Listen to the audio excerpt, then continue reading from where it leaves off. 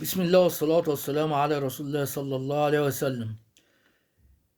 عندنا بعض أخبار من النادي الأهلي، فبنقول أولا: واصل الأهلي تدريباته على ملعب مختار التتش بالجزيرة استعدادا لاستئناف مباراته في بطولة الدوري.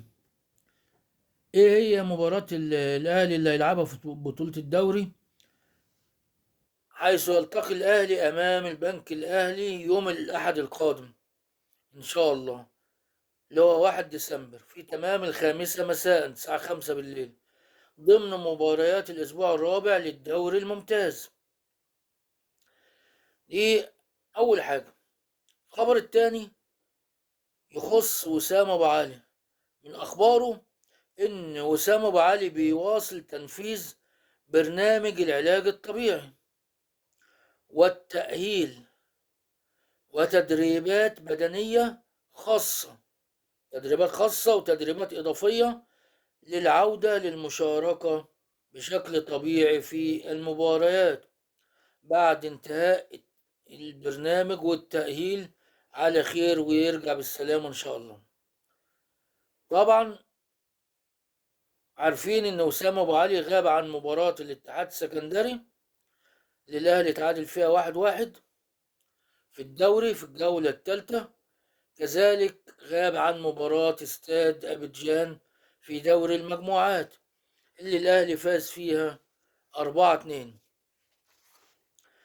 كذلك من أخبار النادي الأهلي بعد ما صلى على سيدنا محمد صلى الله عليه وسلم إن محمد طاهر النجم الحالي لفريق النادي الأهلي حصل على راحة من المران الجماعي اليوم. ليه؟ وذلك لغيابه عن مباراة البنك الأهلي. برضه ليه؟ للإيقاف بعد حصوله على الإنذار الثالث في بطولة الدوري. أيضا من الأخبار المصابين: نفذ الثنائي أشرف داري المغربي ومحمد عبد الله المهاجم الناشئ تدريبات منفردة. أشرف داري بينفذ برنامج علاجي خاص بيه، والجهاز الفني مش ناوي يدفع بيه في التدريبات الجماعية أو المباريات إلا بعد كامل الاطمئنان على تمام شفائه من الإصابة التي لحقت به في تسخين المنتخب المغربي في المباراة الماضية للمنتخب المغربي.